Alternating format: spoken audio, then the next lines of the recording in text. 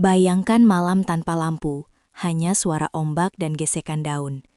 Di balik kabut pagi, ada langkah-langkah pertama yang menandai sebuah pulau. Jejak kaki di tanah, api yang dinyalakan pertama kali, kata-kata yang kemudian jadi nama.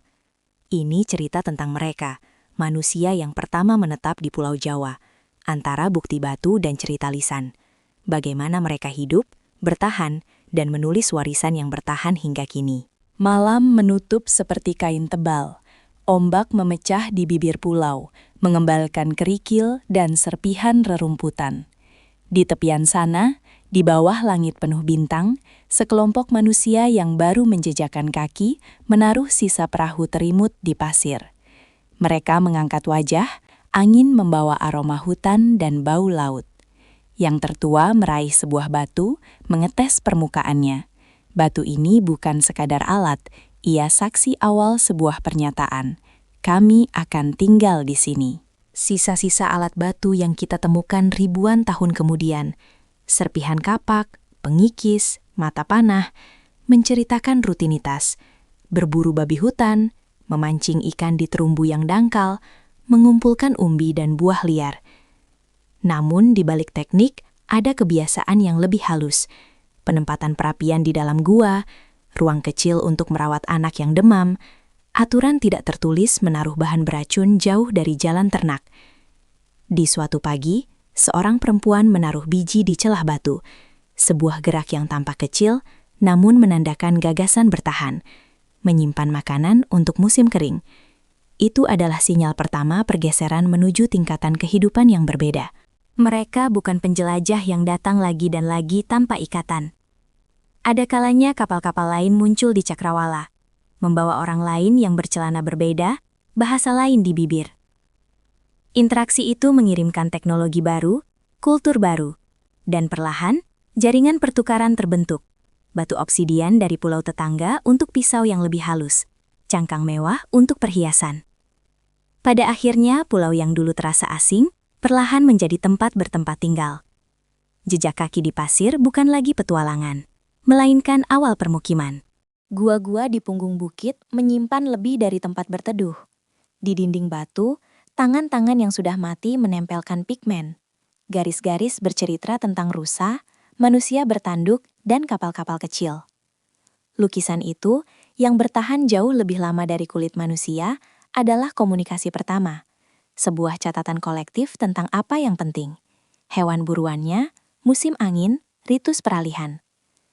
Ketika anak kecil diajak melihat dinding, di bawah cahaya dasar dari bara api kecil, ia diajari nama burung, tanda musim, dan larangan-larangan. Pelajaran yang tidak tertulis. Benda-benda kecil yang terbuat dari cangkang dan tulang ditemukan di kedalaman lapisan tanah, memberitahukan sesuatu yang lain. Estetika, simbol status, kemungkinan perdagangan. Kalung cangkang yang halus mungkin dipakai oleh seseorang yang usianya lebih tua. Motif pada batu terkadang diulang dari desa ke desa, seperti bahasa yang setengah sama antara dua kelompok yang jaraknya beberapa hari jalan.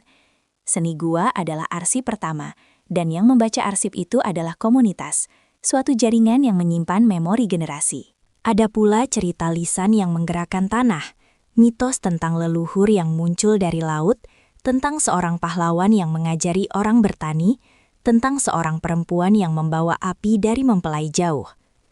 Mitos-mitos ini, meskipun berubah setiap kali dikisahkan, menjaga moral dan mengikat kelompok kecil menjadi identitas yang konsisten. Pada suatu musim, ketika musim hujan telat, sebuah upacara digelar di mulut gua dan mereka membawa hasil panen kecil sebagai persembahan. Ritualnya tidak hanya magis, tetapi juga praktis, memperkuat solidaritas saat sumber daya sedikit. Pulau tidak sendirian. Arus, angin, dan arsitektur punggung laut membuat jalur perahu menjadi jalan rute. Ketika teknologi perahu berkembang, balok kayu diikat, layar dari anyaman, orang-orang mulai melintasi selat, membawa tanaman, benih, cerita, dan perjanjian. Jejak perahu di pantai bukan lagi hal sepele. Mereka merancang rute, menggali pengetahuan tentang arus, dan membangun ingatan kolektif tentang navigasi. Dengan perahu, datang hubungan, perabot, pernik, bahkan bahasa pinjaman. Kata-kata tentang peralatan meminjam dari tetangga. gaya anyaman berubah, dan ritual laut dipertukarkan. Perdagangan kecil berkembang, garam untuk biji, manik-manik untuk batu obsidian. Pada lapisan tepi pantai, ditemukan peninggalan mata kail dan fragmen tembikar awal, tanda adanya hubungan yang lebih intens. Dalam cerita lisan, pembuat perahu sering diberi penghormatan khusus. Pengetahuan mereka adalah kunci kelangsungan komunitas. Perahu juga membuka peluang konflik, perebutan sumber daya pesisir, klaim hak memancing, tetapi lebih sering ia membawa jaringan solidaritas. Ketika musim buruk datang, perahu tetangga dapat membawa bantuan makanan. Ketika pesta digelar, perahu membawa tamu dari pulau berbeda. Bab ini menutup dengan gambaran malam di pelabuhan kecil. Lentera-lentera berguncang, suara cangkang yang dibentur, percakapan dalam bahasa campur yang menandai era baru interaksi. Ada momen ketika biji diletakkan di tanah dengan sengaja, bukan karena jatuh dari buah alam, dan ia tumbuh. Pergeseran dari berburu mengumpul ke bercocok tanam bukanlah drama tunggal, tetapi proses multilintas generasi. Strategi menanam ubi, mengelompokkan benih tahan musim kering, dan belajar menyimpan cadangan. Di lereng berbatu, seseorang menunjukkan bagaimana tanah yang sedikit dikorek memberi rasa manis pada ubi. Di dataran basah, mereka mengalirkan air dengan kanal kecil untuk padi. Awal dari tantangan rekayasa lanskap. Perubahan ini memengaruhi struktur sosial. Kian hari, rumah-rumah menjadi tetap. Anak yang lahir di tempat yang sama menumbuhkan adat kelahiran yang mengenali tanah. Ritual panen menjadi pusat ekonomi dan budaya. Pemimpinan berbasis keterampilan muncul, bukan sekadar umur. Orang yang paling paham pola hujan, pemulia tanaman yang paling cermat. Aset sosial berubah, kepemilikan sebidang tanah, hak berburu tertentu, atau akses ke sumur. Namun, transisi itu tidak tanpa korban. Tanah produktif menarik perhatian kelompok lain, perselisihan atas klaim dan batas lahir. Ada juga penyesuaian diet yang berdampak pada kesehatan, bergantung pada satu tanaman bisa bikin rentan terhadap musim gagal panen. Tetapi secara kolektif, terobosan bertani memperbesar kapasitas populasi, sebuah kondisi yang memungkinkan desa-desa jadi lebih besar, kompleks, dan terhubung. Waktu terus menumpuk lapisan kehidupan. Dari titik-titik pemukiman kecil, lahirlah pusat permukiman yang lebih permanen. Rumah-rumah beratap rumbia, jalan setapak yang selalu dilalui, dan area publik untuk rapat. Struktur sosial mulai berlapis. Ada yang menjaga alat batu, ada yang ahli anyaman, ada yang memegang perahu dan jaringan luar. Kepemimpinan formal mungkin mulai terlihat.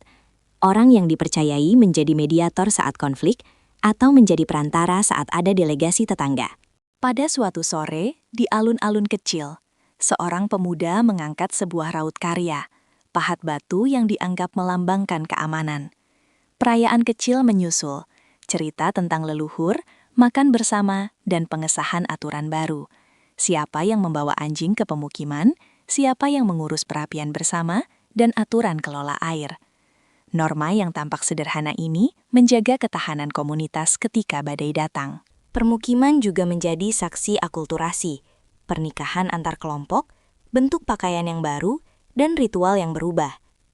Saat anak-anak tumbuh, mereka tidak lagi melihat dunia hanya dari sudut kampung mereka.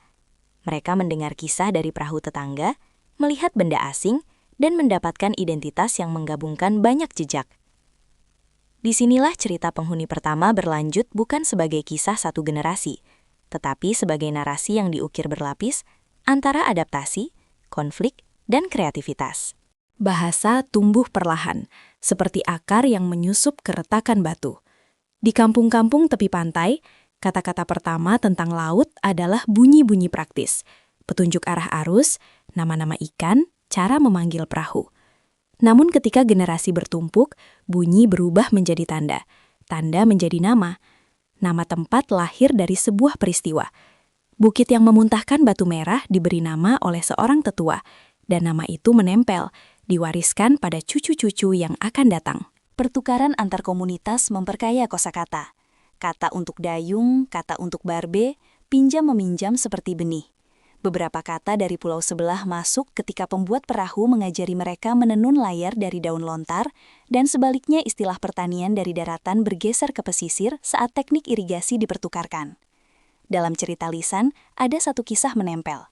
seorang anak yang berani menamai teluk kecil dengan nama ibunya, sehingga tiap anak yang lahir di teluk itu merasa terikat pada seorang perempuan yang mungkin sudah lama tiada. Sebuah bukti bahwa bahasa juga menyimpan cinta. Bahasa juga alat politik. Ketika konflik datang, pidato di alun-alun memilih kata yang memanggil solidaritas. Saudara, ladang kita, laut bersama. Bukan kata yang mengadu domba. Dan ketika aliansi dibentuk lewat perkawinan, kata-kata bahasa ibu bertukar seperti cincin. Satu suku menanam kata, suku lain meminjamnya. Dan di antara mereka lahir dialek yang unik. Di masa kini, jejak kata-kata itu masih terdengar. Nama kampung yang tampak asing pada peta modern, ternyata adalah penanda jejak leluhur. Bahasa menulis jejak yang tak gampang pudar. Teknologi adalah mata rantai yang mengikat generasi. Di lapisan tanah yang lebih dalam, kita temukan serpih obsidian, bersinar bila kena cahaya, alat yang diserahkan dari tangan ke tangan. Si tukang batu memalu obsidian sampai membentuk mata panah yang tajam. Kemudian ia mengasahnya pada batu halus, dan hasilnya menjadi kunci dari kehidupan berburu. Ketika obsidian langka di suatu pulau, jaringan perdagangan muncul, batar cangkal, manik-manik atau garam sebagai ganti batu yang memotong. Keramik muncul sebagai tanda stabilitas. Fragmen tembikar awal menampakkan pola sederhana, garis dan lekuk yang mungkin meniru ikal omdak. Tembikar bukan sekadar bejana, ia wadah identitas. Corak tertentu bisa menandakan asal pembuat atau fungsi ritual. Di beberapa situs, tembikar yang sama ditemukan berjauhan, bukti bahwa api dan tanah membangun hubungan antar pulau. Anyaman adalah seni harian. Tikar, atap, bakul, semua dibuat tangan yang sama. Teknik anyaman yang terampil menjadikan barang itu tahan lama, dan motif-motif tertentu menjadi tanda status. Motif zigzag dipakai oleh mereka yang mengorganisir upacara, motif sederhana untuk kebutuhan pasar. Kemahiran kerajinan berarti spesialisasi. Orang-orang tertentu dikenal karena bisa membuat sesuatu yang tak bisa dibuat orang lain, dan itu menata ekonomi. Tukang tembikar menukar bejana untuk ikan asin, pembuat perahu menukar kursi dayung untuk kain. Teknologi bukan sekedar alat, ia merekayasa masyarakat, menciptakan peran, menjalin perdagangan, dan membentuk kebudayaan. Ritual mengikat hidup dengan makna. Saat seorang perempuan melahirkan, kelompok berkumpul di dekat perapian. Ada doa kecil, ada darah yang dikumpulkan dalam tanah khusus, agar tidak mencemari sumber air. Nama diberikan setelah beberapa hari, sebuah penentu tempat di komunitas. Ritual inisiasi menandai transisi. Remaja dipimpin untuk menunjukkan keterampilan, berburu, menenun atau membangun perahu. Dan hanya setelah itu, ia mendapat tanda tertentu, seperti gelang anyaman atau tato garis sederhana di lengan. Pesta panen menggabungkan syukur dan strategi. Makanan didistribusikan kepada yang lapang. Mereka yang memiliki lebih, membagi lebih. Ada tarian yang sederhana, langkah yang meniru alur air, dan cara menanam padi. Musik lisan, ritme dipukul pada bambu, menghilangkan monoton kerja, dan menumbuhkan kebersamaan. Pernikahan kecil menautkan garis keturunan, dan membuka jalur pertukaran. Laki-laki dari desa pantai menikah dengan perempuan dari lembah, dan benih tanaman dibawa sebagai bagian dari hantaran. Kematian memunculkan ritual perpisahan yang menegaskan kesinambungan. Kubur sederhana, batu kecil yang menandai tempat, dan doa larut malam. Para tetua bercerita tentang leluhur agar nama hidup tetap hangat. Dalam beberapa komunitas, tubuh dihadapkan pada laut, sebuah cara mengembalikan yang pergi pada siklus yang lebih luas. Ritual bukan sekedar formalitas, mereka adalah perangkat penyambung yang menjaga tatanan sosial saat perubahan mendesak. Pengetahuan obat lahir dari percobaan generasi. Tabib desa seringkali perempuan yang mengenal daun, kulit, dan rimpang. Mereka menghafal ramuan untuk demam, luka, dan sakit perut. Ramuan untuk disentri direbus dengan kulit kayu tertentu. Minyak panas dipijatkan pada sendi pegal. Pengetahuan ini diwariskan secara oral. Catatan bukan pada kertas, melainkan pada ingatan dan rasa. Penyakit menuntut adaptasi. Epidemi kecil bisa muncul saat migrasi intens, dan komunitas belajar membatasi interaksi sementara, menjaga jarak dari rumah yang terkena wabah. Di lain waktu, ritual pembersihan diperkuat. Ada juga praktik observasional. Tabib meramal cuaca dari layu daun dan menasehati kapan menunda pernikahan besar agar tidak ada kerumunan saat musim penyakit. Teknologi penyembuhan bukan hanya pengobatan fisik, ia juga pengobatan sosial. Ketika seorang pejuang terluka, komunitas merawatnya bersama, makanan, doa, dan pembagian kerja. Praktik ini memperkuat jaringan solidaritas. Mereka yang merawat menjadi pemegang pengetahuan yang penting. Bahkan hari ini, beberapa resep herba itu tetap hidup. Tanaman yang dulu dipetik di tepi sungai untuk menyembuhkan demam, kini dipelihara di pekarangan rumah sebagai penangkal ingatan. Pertukaran budaya berjalan lewat jalan-jalan intim, perkawinan, aliansi, dan pertukaran hadiah. Ketika dua keluarga menyepakati pernikahan, ia bukan hanya soal dua individu. Itu penataan geopolitik kecil, akses ke lahan, perahu, dan mitra dagang di luar pulau. Genealogi menjadi peta, siapa yang punya hak menebang pohon tertentu atau menuntut bantuan saat gelombang menenggelamkan perahu. Dalam catatan lisan, garis keturunan diceritakan sebagai alur peta yang menuntun klaim atas sumber daya. Aliansi juga muncul lewat ritual bersama. Pesta ritual yang menuntut wakil dari dua kampung, penukaran kain, dan sumpah lisan tentang hak lintas generasi. Perempuan sering menjadi pembawa kunci budaya. Mereka membawa motif anyam, bahasa, dan resep ke keluarga baru.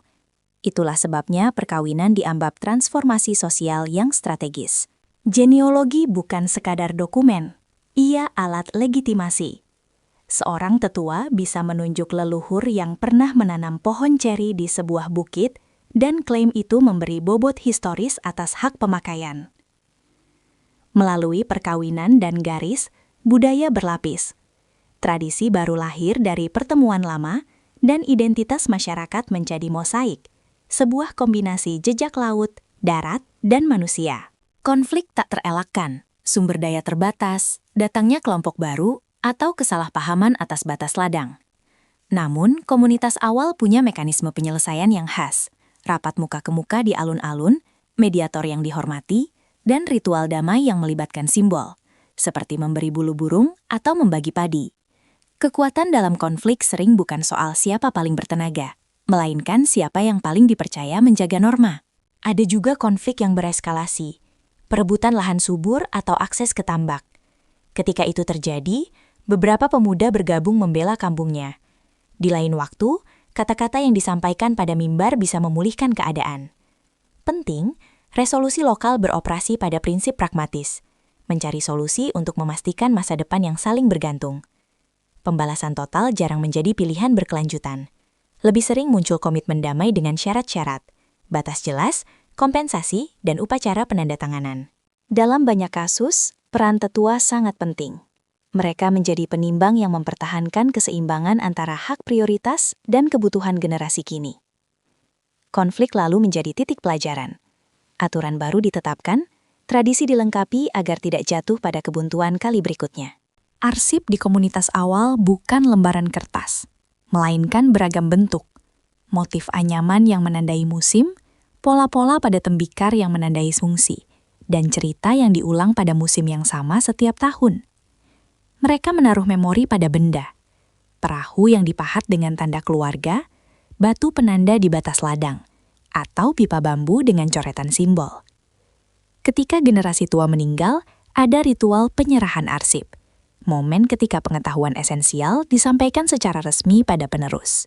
Ada pula arsip non-benda, lagu-lagu yang menceritakan bencana banjir atau musim panen baik. Lirik itu menjadi GPS budaya yang mengingatkan kapan menanam, kapan menumbangkan pohon, atau kapan harus berhati-hati. Metode ini solid lantaran berbasis praktik. Bila lagu dilupakan, maka kesalahan praktis dapat terjadi. Arkeolog modern menemukan fragmen itu, pecahan tembikar, sisipan manik, atau garis pada batu. Mengurai arsip-arsip ini memerlukan keterampilan luas. Antropolog menanyakan lagu, etnobotanis mengidentifikasi tumbuhan, dan arkeolog membaca lapisan tanah seperti lembar buku. Arsip-arsip itu, meskipun tak tertulis, menjaga kesinambungan, membuktikan bahwa memori kolektif disimpan dalam banyak bentuk yang kreatif. Iklim selalu berubah, dan manusia menyesuaikan diri. Catatan lapisan tanah menunjukkan fluktuasi curah hujan, naik turunnya kadar garam di tanah pantai, dan periode kering yang tak terduga. Ketika badai besar menghantam dan memporak-porandakan ladang, komunitas menghadapi pilihan, bertahan dan membangun ulang, atau pindah menempati bukit yang lebih tinggi. Migrasi internal jadi strategi adaptif. Kampung-kampung kecil berpindah, membawa rumah dan ritual, menanam varietas baru yang lebih tahan. Teknologi adaptasi berkembang, kanal kecil untuk mengalihkan air, terasering sederhana di lereng untuk mencegah erosi, atau penanaman pohon penahan angin di garis pantai. Pilihan ini jadi pengetahuan bersama. Bila musim berubah, komunitas berbagi varietas biji yang berhasil. Migrasi bukan hanya kelelahan, tetapi juga peluang. Bertemu komunitas baru, memperkaya genetika tanaman, dan membawa strategi baru. Namun migrasi membawa risiko sosial. Klaim atas lahan baru sengaja memicu konflik.